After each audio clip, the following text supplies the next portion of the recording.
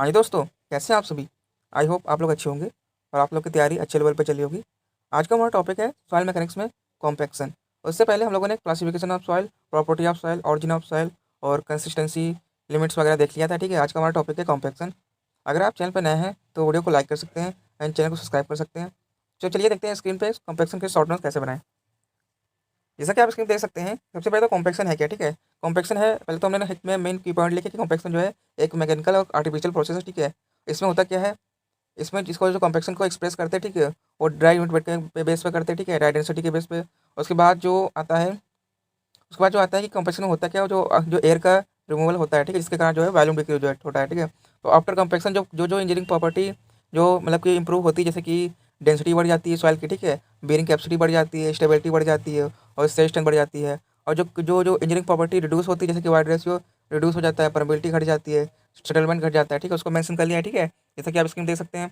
उसके बाद आता है कॉम्पैक्शन, और एक टर्म आता है कॉम्पैक्शन, एक टर्म आता है कंसोलिडेशन। ठीक है, उसका जो डिफरेंस क्या है उसको हम लोगों ने एक टेबल बना के डिफरेंस दिखा जैसे कि जो कॉम्पैक्शन में होता है वो एयर बाहर निकलती है, जो कंसोलिडेशन में होता है वो वाटर बाहर निकलती है। ठीक है, और जो कॉम्पैक्शन के दौरान जो होता है, ठीक है, सॉइल अनसेचुरेटेड रहती है हमेशा। ठीक है, और जो कंसोलिडेशन में होता है उसमें जो सॉइल जो होती है वो ऑलवेज सेचुरेट होती है, जिसमें डिग्री ऑफ सेचुरेशन 1 होता है। ठीक है, और जो कॉम्पैक्शन है वो इंस्टेंटेनियस प्रोसेस है। ठीक है, और जो कंसोलिडेशन है वो ग्रेजुअल प्रोसेस है। ठीक है, और कॉम्पैक्शन एक मैकेनिकल टेक्निक है और कंसोलिडेशन एक नेचुरल और आर्टिफिशियल टेक्निक है, जैसा कि देख सकते हैं। इसको हम लोगों ने टेबल बना के जो है डिफरेंस को लिखा है। ठीक है, फिर आता है कॉम्पैक्शन का लैब टेस्ट जो होते हैं। ठीक है, तो उसके लिए जो हम लोग सी यूज करते हैं टेस्ट के लिए, वो होती है 4.75 की, और जो आई स्कोर जो होता है 2720 होता है। ठीक है, कॉम्पैक्शन के लैब टेस्ट के लिए।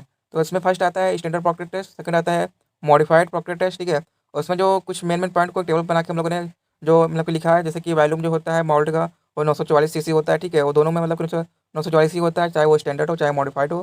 ठीक है, जो वेट ऑफ हैमर होता है स्टैंडर्ड प्रॉक्टर में वो होता है 2.495 kg। ठीक है, और जो मॉडिफाइड प्रॉक्टर में होता है वो 4.54 होता है। ठीक है, जो हाइट ऑफ वॉल होता है स्टैंडर्ड प्रॉक्टर में 12 इंच होता है, जबकि मॉडिफाइड प्रॉक्टर में वो 18 इंच होता है। ठीक है, जो स्टैंडर्ड प्रॉक्टर में जो होता है मतलब कि 3 लेयर में सॉइल को बना डालते हैं। ठीक है, जो मॉडिफाइड प्रॉक्टर में होता है वो 5 लेयर होता है।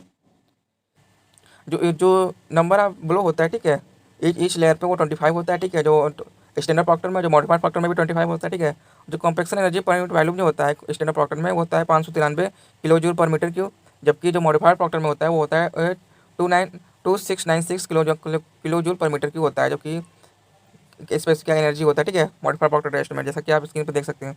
उसके बाद आता है, इसके बाद जो हम लोग जो इंडिया में यूज करते हैं वो 2 टेस्ट होते हैं। पहला तो होता है आई एस लाइट कॉम्पैक्शन, दूसरा होता है आई एस हैवी कॉम्पैक्शन। ठीक है, तो इसमें जो वॉल्यूम ऑफ मोल्ड होता है, ठीक है, वो 1000 सीसी लेते हैं दोनों टेस्ट में। ठीक है, और जो लेयर होती है 3 लेयर आई एस लाइट वाले में लेते हैं। ठीक है, जो आई एस हैवी वाले में 5 लेयर होता है। जो ब्लो होता है ईच लेयर पे वो 25 दोनों में होता है। ठीक है, और जो वेट ऑफ हैमर होता है लाइट वाले में वो 2.6 kg होता है, जबकि हैवी वाले में 4.9 kg होता है। ठीक है, जो फॉल हाइट होता है 31 सेंटीमीटर होता है आई एस लाइट कॉम्पैक्शन में, जबकि और 45 सेंटीमीटर होता है आइस हैवी कॉम्पैक्शन में। ठीक है, जो एनर्जी होता है 593 kilo joule per metre cube जो होता है लाइट वाले में, और जो हैवी वाले में होता है 2703 kilo joule per metre cube होता है। ठीक है, जैसा कि आप स्क्रीन देख सकते हैं। इस टाइप से हम लोग को टेबल बना के जो है टेस्ट को मतलब कि डिफरेंस दिखा दी कि किसमें क्या क्या जो मतलब कि पॉइंट है मेन में। ठीक है, इस तरीके से आप कॉम्पैक्शन के लैब टेस्ट को लिख सकते हैं। ठीक है, जैसा कि आप देख सकते हैं स्क्रीन पर। चलते हैं नेक्स्ट स्लाइड पे।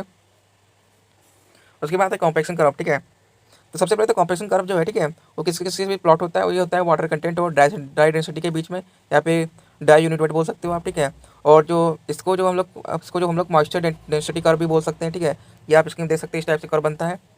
ठीक है, जो OMC होता है उसके जो लेफ्ट साइड होता है, ठीक है, वो ड्राई साइड ऑफ ऑप्टिमम होता है, जबकि राइट साइड जो होता है वेट साइड ऑफ ऑप्टिमम होता है। ठीक है, OMC होता है क्या है, वह वाटर कंटेंट होता है जिसमें जो सॉइल की जो मैक्सिमम डेंसिटी प्राप्त होती है उसे हम लोग बोलते हैं OMC, ऑप्टिमम मॉइस्चर कंटेंट। ठीक है, उसके बाद आता है एयर वाइट लाइन। ठीक है, जो अगर एयर वाइट लाइन की बात की जाए तो ये क्या होता है, ये कांस्टेंट परसेंटेज एयर वाइट पर जो जो गामा डी और वाटर कंटेंट बताने वाली लाइन जो होती है, ठीक है, उसे हम लोग बोलते हैं परसेंटेज एयर वाइट लाइन। ठीक है, जैसा कि आप इसके देख सकते हैं। ठीक है, उसी हिसाब से अगर जीरो एयर वाइट लाइन की बात की जाए, ठीक है, तो उसमें क्या होता है 80% एयरबाइट पर। ठीक है, और गामा डी मैक्स और वाटर कंटेंट के बीच में जो रिलेशन बताने लाइन होती है उसे हम लोग बोलते हैं जीरो एयरबाइट लाइन, जैसा कि आप स्क्रीन देख सकते हैं। ठीक है, उसके पास फॉर्मूले मेंशन कर दिए हैं। ठीक है, उसके बाद आता है सेचुरेशन लाइन। उसके भी मेन की पॉइंट मेंशन की, जैसे कि जो at constant degree of saturation, ठीक है, कॉन्स्टेंट डिग्री ऑफ सेचुरेशन पर जो गामा डी और वाटर कंटेंट के बीच जो लाइन का रिलेशन बताता है उसे हम लोग बोलते हैं। ठीक है, उसे हम लोग बोलते हैं इक्वेशन सेचुरेशन लाइन बोलते हैं। ठीक है, जैसा कि देख सकते हैं स्क्रीन पर उसी टाइप से होती है 100% सेचुरेशन लाइन, इसकी भी इक्वेशन लिखी है। ठीक है, जैसा कि स्क्रीन पर देख सकते हैं। उसके बाद आता है नोट पॉइंट। ठीक है, जो सिल्ट क्ले और वेल ग्रेड सैंड के लिए होती है मैक्सिमम गामा डी जो प्राप्त होता है वो होता है 85 से 95 डिग्री ऑफ सजेशन पे प्राप्त हो जाता है, ठीक है, जैसा कि आप देख सकते हैं। ओके, तो इस तरीके से आप मेन की पॉइंट को मेंशन कर सकते हैं। चलते हैं नेक्स्ट स्लाइड पे। फिर एक और हम लोगों ने कर्व बनाया है, ठीक, कॉम्प्रेक्शन कर्व, जैसा कि कुछ चीज़ें हम लोगों ने मेंशन की है, ठीक है। जो एमसी होता है फाइन ग्रेन सॉइल की ज़्यादा होती है और जो कोसेंट सॉइल कम होती है, जैसा कि आप देख सकते हैं। फिर आता है फैक्टर इफेक्टिंग, ठीक है। अगर हम लोग वाटर कंटेंट इंक्रीज करेंगे, ठीक है, तो ड्राई डेंसिटी बढ़ेगा, ठीक है, ड्यू टू लुब्रिकेंट्स। अगर वाटर कंटेंट को हम लोग ओएमसी तक करते हैं तो ड्राई डेंसिटी बढ़ता है, ठीक है, ठीक है, 8 ओएमसी तक। अगर हम लोग 8 ओएमसी के तो गामा डी मैक्स प्राप्त होता है, ठीक है। अगर हम लोग ओएमसी के बाद हम लोग वाटर कंटेंट इंक्रीज करते हैं तो हम लोग का ड्राई डेंसिटी होता है वो कम हो जाता है, ठीक है, रिड्यूस होने लगता है, ठीक है, जैसे कि आप कर्व में भी देख सकते हैं। उसके बाद इसमें जो होता है उसमें दो थ्योरी एप्लीकेबल होती है। पहले तो एक होता है लुब्रिकेशन थ्योरी, जो कि प्रॉक्टर ने दिया था। उसके बाद होता है डबल लेयर थ्योरी, जो कि लाम्बे ने दिया था, ठीक है, जैसा कि आप स्क्रीन पर देख सकते हैं, ठीक है। तो और जो ओएमसी के लेफ्ट साइड होता है, ठीक है, उधर होता है फ्लोकोवेटेड स्ट्रक्चर, ठीक है, जो राइट साइड होता है उधर होता है डिस्पर्ट स्ट्रक्चर, ठीक है, जैसा कि आप स्क्रीन देख सकते हैं, हम लोग मेंशन किया, ठीक है।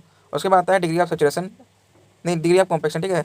अगर कॉम्पैक्शन एनर्जी बढ़ाएंगे, ठीक है, ड्राई डेंसिटी बढ़ेगा और जो ऑप्टिमम मॉइस्चर कंटेंट है वो कम होगा, जैसा कि आप स्क्रीन देख सकते हैं, ठीक है। दो हम लोग डायग्राम भी मेंशन किए हैं कुछ चीज़ें समझने के लिए, ठीक है। इस तरीके से आप मेन की पॉइंट लिख के मैच कर सकते हैं शॉर्ट नोट्स को, ठीक है। चलते हैं नेक्स्ट स्लाइड पे, ठीक है। अगर बात कीजिए कॉम्पैक्शन एनर्जी इंक्रीज करेंगे, ठीक है, तो जो कर्व होगा वो शिफ्ट होगा लेफ्टवर्ड और आउटवर्ड शिफ्ट होगा, ठीक है। अगर कॉम्पैक्शन एनर्जी रिड्यूस करेंगे तो कर्व जो होगा वो राइटवर्ड एंड डाउनवर्ड शिफ्ट होगा, ठीक है, जैसा कि आप देख सकते हैं। उसके बाद आता है लाइन ऑफ ऑप्टिमम, ठीक है। लाइन ऑफ आप जो ऑप्टिमस होता है, ठीक है, वो जो होता है गामा डी मैक्स और ओएमसी को बताता है, ठीक है, 8 डिफरेंट कॉम्पैक्शन एनर्जी पर, मतलब कि जो लाइन ऑफ ऑप्टिमस होता है, ठीक है, वो अलग अलग कॉम्पैक्शन एनर्जी पर जो है गामा डी मैक्स और ओएमसी को बताता है, ठीक है। जो लाइन होती है, ठीक है, वो नॉन लीनियर होती है, ठीक है, और जो होती है जीरो एडवर्ड लाइन के पैरेलल होती है, ठीक है, जैसा कि आप इसमें देख सकते हैं। उसके बाद आता है method of compaction. Method of compaction में होता है ये तीन चीज़ पर डिपेंड करता है कि सॉइल गामा डी मतलब कि कितनी प्राप्त होगी। पहला तो फर्स्ट होगा वो होता है कि वेट ऑफ कॉम्पैक्टिंग इक्विपमेंट, ठीक है, जो इक्विपमेंट हम लोग यूज कर रहे हैं उसका वेट कितना है, ठीक है। दूसरा होता है time and area of contact between equipment और सॉइल, ठीक है, जो इक्विपमेंट है, ठीक है, और सॉइल है उसका कॉन्टैक्ट जो है का एरिया कितना है और टाइम कितना है उस पर डिपेंड करता है, ठीक है। और किस मैनर में हम लोग प्रोवाइड करते हैं उस पर भी डिपेंड करता है। जैसे कि मैनर क्या हो सकते हैं, मैनर पहला हो सकता है कि डायनेमिक होगा, ठीक है, या फिर स्टैटिक होगा, या तो नीडिंग होगा, या तो रोलिंग होगा, ठीक है, चार टाइप के मैनर हो सकते हैं, ठीक है। तो फिर आता है कि टाइप ऑफ इक्विपमेंट, ठीक है, और किस सवाल के लिए वैलिड है और उसका जो एक्शन है वो किस टाइप से टेबल बनाया गया है, ठीक है, जैसे कि आप स्क्रीन पे देख सकते हैं। जो ठीक है, जो स्मूथ व्हील रोलर होता है, ठीक है, उसका एक्शन प्रेशर होता है, ठीक है, और जो सिप फुट रोलर होता है उसका एक्शन की नीडिंग होता है, ठीक है, और ये क्ले सवाल के लिए वैलिड होता है, ठीक है। और जो न्यूमेटिक टाइप रोलर होता है, ठीक है, वो प्रेशर प्लस नीडिंग दोनों होता है इसमें। और यह जो होता है ऑल टाइप ऑफ सॉइल के लिए होता है, ठीक है। जो रैमर होता है वो इम्पैक्ट के लिए होता है, ठीक है, एक्शन होता है। इसमें जो भी ऑल टाइप ऑफ सॉइल के लिए होता है, जो वाइब्रेशन होता है, ठीक है, उसका एक्शन वाइब्रेशन होता है, जो सैंड के लिए होता है, ठीक है। और एक टर्म आता है वाइब्रो फ्लोटेशन, ठीक है, इसमें क्या होता है, इसमें वाइब्रेशन प्लस मॉइस्चरिंग दोनों साथ साथ होती है, ठीक है, और ये भी जो है सैंड के लिए सुटेबल होता है, ठीक है, जैसे कि आप इसमें देख सकते हैं, ठीक है। उसके बाद कुछ एक कर्व होता है, ठीक है, जिसका आप देख सकते हैं एक कर्व हम लोगों ने प्लॉट किया है, ठीक, कॉम्पैक्शन कर्व, ठीक है। जो जो फर्स्ट कर्व है वो वेल ग्रेडेड सैंड के लिए है, जो सेवंथ कर्व है वो हाई प्लास्टिक क्ले के लिए, जैसे कि आप स्क्रीन पर देख सकते हैं, ठीक है। तो इस तरीके से कर्व जो है घटता जाएगा और सबसे नीचे जो होता है 8 नंबर का जो कर्व है वो है पोरली ग्रेडेड सैंड का कर्व है, जैसा कि आप स्क्रीन पर देख सकते हैं, ठीक है। चलते हैं नेक्स्ट स्लाइड पे। नेक्स्ट स्लाइड पे आता है कि स्ट्रेस एंड स्ट्रेस कर्व की बात की जाए, ठीक है, स्ट्रेस स्ट्रेन कर्व की। तो जो ड्राई साइड ऑफ ऑप्टिमम होता है, ठीक है, उसके कर्व आप देख सकते हैं, जो इस पे जो फेलियर होता है वेटेड फेलियर होता है ड्राई साइड ऑफ ऑप्टिमम में, ठीक है। और जो वेट साइड ऑप्टिमम होता है उसमें जो फेलियर होता है डक्टाइल फेलियर होता है। इस तरीके से आप जो है स्ट्रेस कर्व बना सकते हैं, ठीक है। उसके बाद आता है कुछ जो ड्राई साइड ऑप्टिमम और वेट साइड ऑप्टिमम में जो प्रॉपर्टी होती है किसमें ज़्यादा किसमें कम होती है, उसको हमने टेबल फॉर्म में बनाया है, ठीक है। जैसे कि स्ट्रक्चर जो होता है ड्राई साइड में फ्लक्चुएटेड होता है और वेस्ट साइड में डिस्चार्ज होता है, ठीक है। वाटर डिफिशियंसी होती है, जो वाटर कमी ज़्यादा किसमें होती है ड्राई साइड में होती है, ठीक है, और कम किसमें होता है लेफ्ट वेट साइड में होता है, ठीक है। परमेबिलिटी ज़्यादा किसमें होगी, ठीक है, वो ड्राई साइड में होगी, और जो वेस्ट साइड में कम होगी, ठीक है। स्वेलिंग भी ड्राई साइड में ज़्यादा होगी और वेट साइड में कम होगी। सिंकेज जो होगा वो ड्राई साइड में कम होगा, ठीक है, और वेट साइड में ज़्यादा होगा, ठीक है। और जो स्ट्रेंथ होगी वो ड्राई साइड में मोर होगी और वेस्ट साइड में कम होगी। और जो पोर वाटर प्रेशर होगा, ठीक है, वो ड्राई साइड में लेस होगा और वेस्ट साइड में कम होगा, ठीक है। जो पोर वाट उसके बाद आती है कंप्रेसिबिलिटी, ठीक है, और जो लो स्ट्रेस पे ड्राई साइड में कम होगा, ठीक है, और वेट साइड में ज़्यादा होगा, जबकि हाई स्ट्रेस पे कंप्रेसिबिलिटी ड्राई साइड में ज़्यादा होगा और वेट साइड में कम होगा, जैसे कि आप स्क्रीन देख सकते हैं, ठीक है। उसके बाद कुछ आता है कि मतलब कि अगर हम लोग कुछ इंजीनियरिंग प्रोजेक्ट है और उसमें जो सॉइल को हम लोग किस साइड में पर हम लोग कॉम्प्रेशन करेंगे, ठीक है।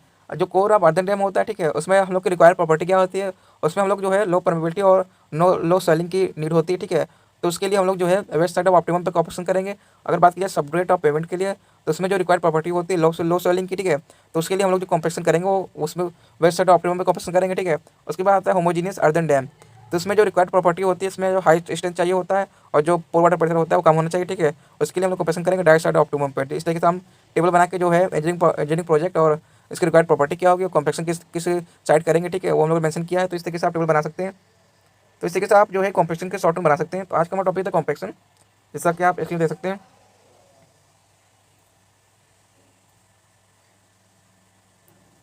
आज आज का हमारा टॉपिक था कॉम्पेक्शन, ठीक है। उससे पहले हम लोगों ने classification of soil, consistency index और प्रॉपर्टी ऑफ सॉइल और ऑरिजिन ऑफ सॉइल को हम डिस्कस कर चुके हैं, ठीक है। आज का हमारा टॉपिक था कॉम्पेक्शन ऑफ सॉइल, ठीक है।